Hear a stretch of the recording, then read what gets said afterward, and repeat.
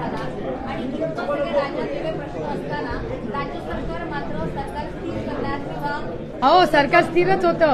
2024च्या निवडणुकीची तयारी राज्य सरकार आता तुम्ही करता भेटून These developments, what kind of an impact it will have on national political meetings that have been happening on the Why would it affect with it? respect to Sharad Pawar's stature? Not at all. Why would it matter? How and why would it matter and why should it matter? Today's his stature was recognized when Rahul Gandhi, when Nikhil Singh, Carry on the mic, Tejasvi, sir. Stalin, Mamata Banerjee, Arvind Arvind Kejriwal, everybody called him and told him that Mr. Sharad Pawar, we are with you. So the problem of stature doesn't arise for him. It's petty activities for Sharad Pawar. पवारसाहेब विरोधी पक्षाचा आवाज दाबण्याचा किंवा कुठेतरी विरोधकांना संपवण्याचा आहे शक्यता नाकारता येत नाही जेव्हा फॅसिझम ना. वेग Here. घेतो, फॅसिझम जेव्हा वेग घेतो तेव्हा तो खालच्या पक्षांना दाबत जातो. पण फॅसिझम कसा संपतो हे आपण हिटलरचं उदाहरण आहे. प्रदेशाध्यक्षपद ओबीसी नेत्याकडे द्या आणि आता तसं म्हणणारे छगन भुजबळ या गटात गेलेले कसं बघताय आता तुम्हाला प्रतोत्पत्ती म्हणून तुमची निवड झाली आहे कसं बघताय ओबीसी प्रदेशाध्यक्ष आणि आता प्रतोत्पत्ती आहे 2 मिनिटं बॅटिंग माणसं आपली मनं एवढ्या लवकर बदलतात हे मला माहित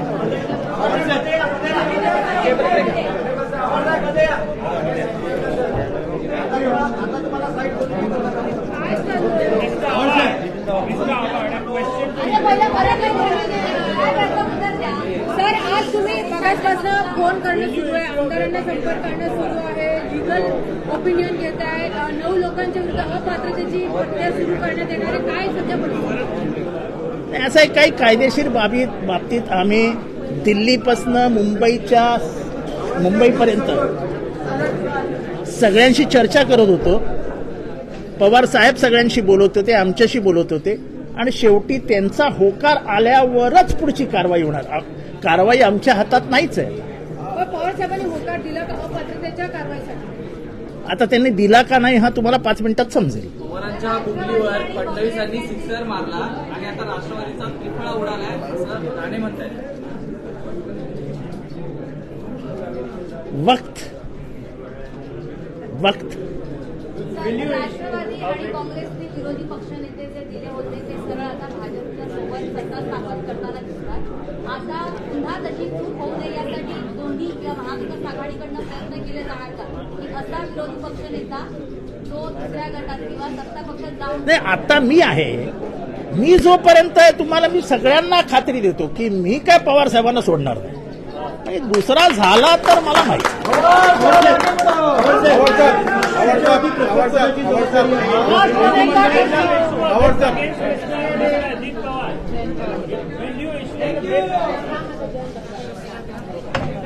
ताई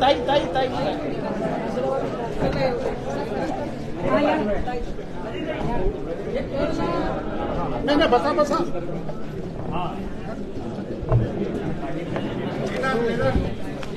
एक खुर्ची आणा.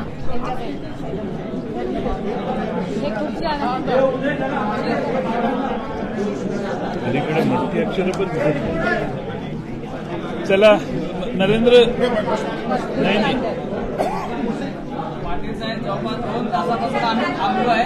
तुमचा नेमका काय आतमध्ये युक्तिवाद चालू होता काय त्यात निकष निघालाय का हे जरा त्याची आम्हाला कारवाई सुरू होणार का आपण जे लिगल ओपिनियन झाले कारवाई करणार आपण दिल्लीमध्ये चर्चा केलेली आहे कायदेशीर सल्ला घेतला आपल्या जरा सायलन्स मागे बोलू नका.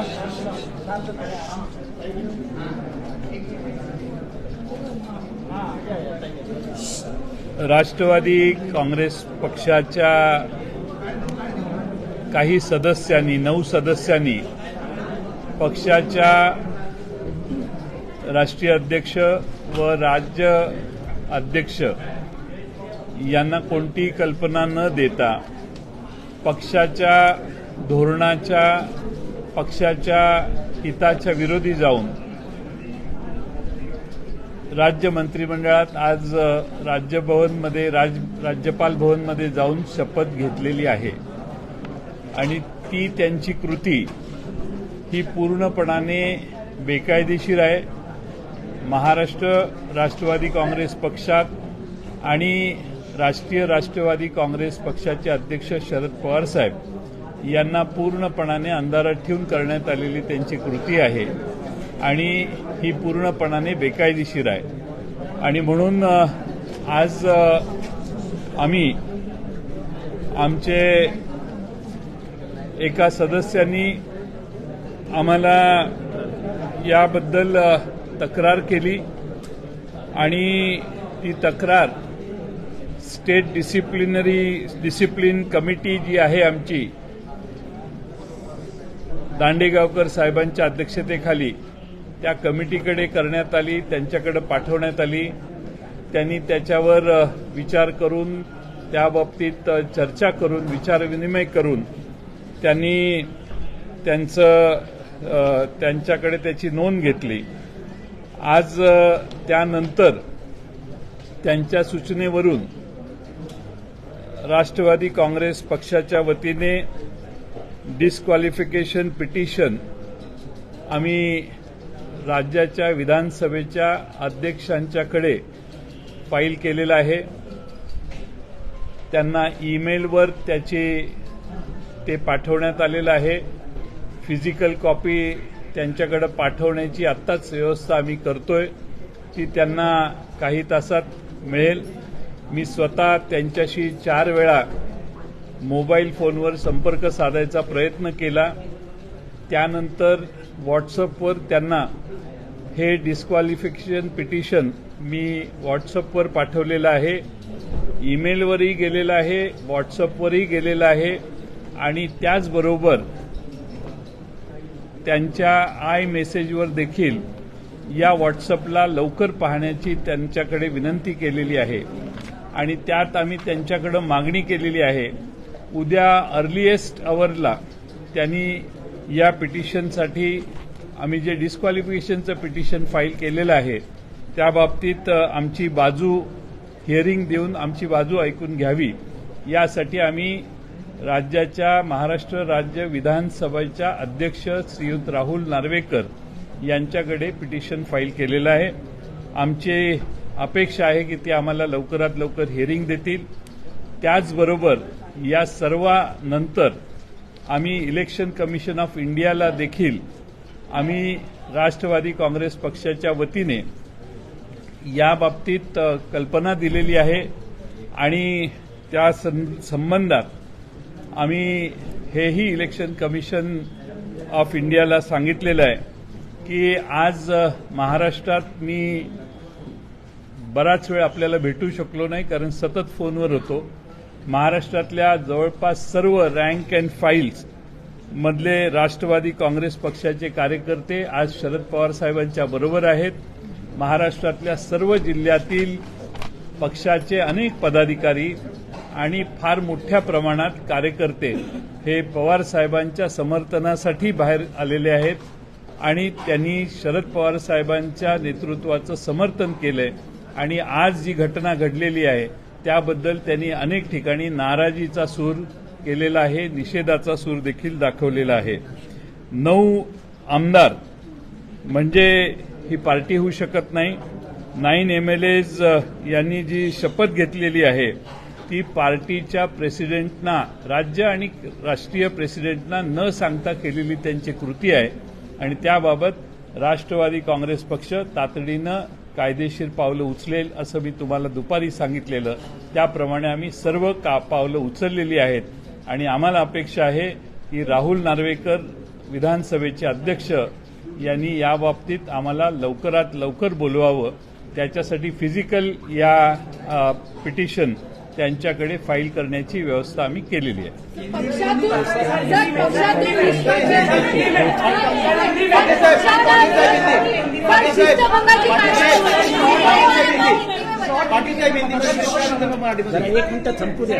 ज्यावेळी त्यांनी पक्षाच्या ध्येयधोरण आणि पक्षाच्या राष्ट्रीय आणि राज्य अध्यक्षांना कल्पना न देता त्यांनी त्या ठिकाणी शपथ घेतली त्या क्षणापासून ते डिस्क्वालिफाईड झालेले आहेत. आणि त्या संबंधात आम्ही तशी तातडीने पावलं उचललेली आहेत. दे आर डिस्क्वालिफाईड टेक्निकली, कारण त्यांनी पक्षाच्या विरोधी, पक्षाच्या धोरणाच्या विरोधी ही कृती केलेली आहे. 9 जणांच्या आज पहिला मराठीत संपवा. 9 जणांच्या विरोधी हा आकडा असणार आहे, कारण 9 जणांनीच ही कृती केलेली आहे. बाकीच्यांना तिथं अनेक आमदार आम्हाला सांगतात आम्हाला परत यायचंय, आम्हाला हे मान्य नाही, आम्हाला मतदारसंघात तोंड दाखवणं अवघड आहे, ठीक आहे आम्हाला कामं होत नाहीत वगैरे आमची तक्रार होती. पण त्याचा अर्थ असा नाही की आम्ही भाजपकडे जावं, कारण आम्ही ज्या मतांवर निवडून आलेलो आहे ती मतं लोकांच्यातून आलेलो आहे, ते भारतीय जनता पक्षाच्या विरोधात, तेव्हाच्या व्यवस्थेच्या विरोधात निवडून आलेलो आहोत. आणि त्यामुळं आम्हाला हे योग्य कृती वाटत नाही आणि आम्हालाही डोळ्यानं दिसतंय की आम्ही डिस्क्वालिफाय होऊ. आणि म्हणून अनेक आमदारांनी मला आज दिवसभरात संपर्क साधलेला आहे. पवार साहेबांनाही अनेक आमदारांनी संपर्क साधलेला आहे. सर, जेव्हा आपण पक्षाच्या विरुद्ध एखादी कारवाई करतो, निर्णयांच्या विरुद्ध शिस्तभंगाची कारवाई म्हणून पक्षातनं त्यांना बाहेर काढलं जातं, तर ज्या क्षणी शपथ घेतली त्या क्षणी पक्षातनं पण ते बाहेर गेलेले आहेत का? पक्षातून बाहेर गेलेले आहेत असं त्यांनी कोणालाही कळवलेलं नाही. पण पक्षात असून पक्षविरोधी कारवाई त्यांनी केलेली आहे. पक्षाच्या धोरणाच्या विरोधी ते वागलेले आहेत. देशाचे राष्ट्रवादीचे अध्यक्ष शरद पवार साहेब यांच्याबरोबर रँक आणि फाईल असताना, शरद पवार साहेब देशात एक मोठा लढा उभा करत असताना, त्यांची भूमिका माहीत असताना या 9 जणांनी पक्षविरोधी कारवाई केलेली आहे आणि म्हणून ते डिस्क्वालिफाय त्या क्षणी झालेले आहेत, असं आमची भूमिका आहे. सर, तुम्ही ॲफिडेव्हिट आता लिहून घेणार का? म्हणजे जे पदाधिकारी आहेत, साधारण एक तुम्हाला निवडणूक आयोगाला पण दाखवायला लागेल की आमच्याकडे किती संघटना आहेत, किती रँक्स आहेत. हे तुम्हाला 5 तारखेला दिसेल. शरद पवार साहेबांच्या मागे महाराष्ट्र कसा उभा राहतो, आम्ही काय करायचं ते त्यावेळी तुम्हाला सांगू.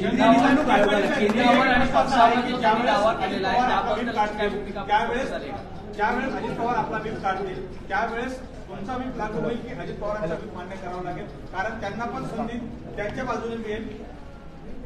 तुमचा सुप्रीम कोर्टात न्यायमूर्ती चंद्रचूड साहेबांनी दिलेल्या निर्णयाचा अभ्यास कमी दिसतोय. जो पक्षाचा अध्यक्ष व्हीप नेमतो तोच व्हीप फायनल असतो. 4 आमदार इकडे का तिकडे यात काही महत्त्व नाही. आणि म्हणून राष्ट्रवादी काँग्रेसचे जयंत पाटील यांनी नेमलेले जितेंद्र आव्हाड हे पक्षाचे मुख्य प्रतोद आहेत आणि ते म्हणतील त्या पद्धतीने व्हीप मी त्यांना जो आदेश देईन त्या पद्धतीने ते खाली व्हीप काढतील आणि तो व्हीप सगळ्यांना लागू राहील.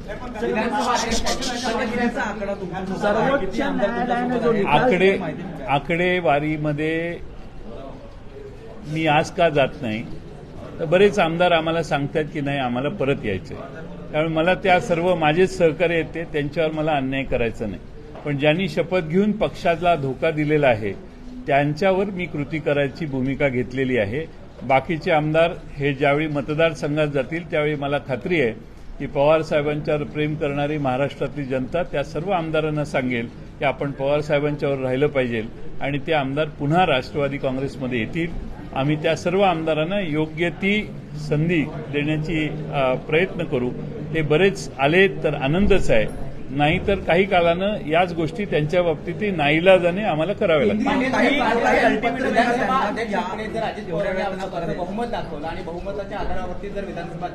तुम्ही कोर्टाचा निर्णयाचा अभ्यास करा. बहुमताचा विषय याच्यात येत नाही आणि बहुमताचा विषय आता पवार साहेबांनी सांगितले, आता जनतेच्या कोर्टात आमची पुढची लढाई, ती जनतेचं बहुमत हे नक्की आम्ही साबित करू.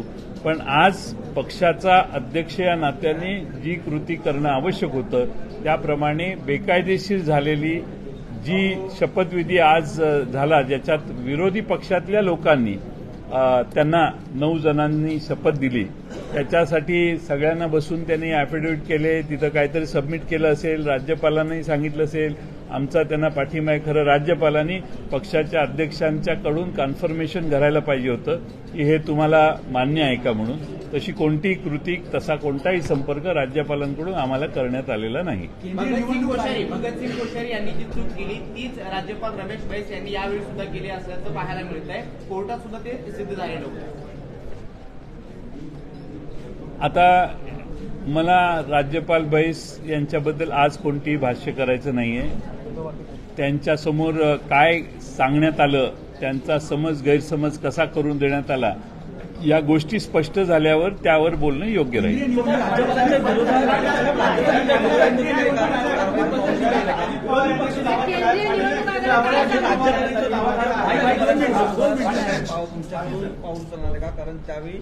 अहो, राज्यपालांना काय माहिती दिली मी तुम्हाला सांगितलं ना. राज्यपालांना त्यांनी काय माहिती दिली, कोणत्या आधारावर राज्यपालांनी निर्णय घेतला, हे बाहेर आल्यानंतर आपल्याला त्याच्यावर बोलणं योग्य ठरेल. हो, पत्र गेलेलं आहे. केंद्रीय निवडणूक आयोगालाही पत्र मगाशीच गेले, मेल केलेलं आहे. हाँ,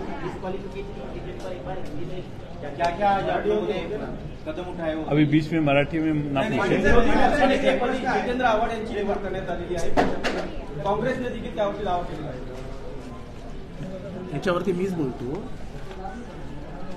की विधानसभेचे जे चालीरीती आहे, ज्या पद्धतीवर विधानसभा चालते, विरोधी पक्षातला जो सर्वात मोठा गट असतो त्याचा जो नेता असतो तोच विरोधी पक्षाचा नेता असतो.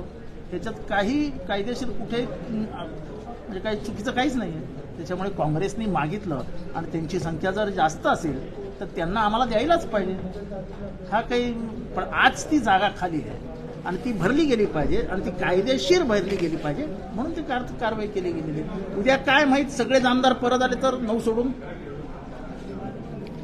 चला आता हिंदी में, अभी मराठी में कोई नहीं पूछेगा.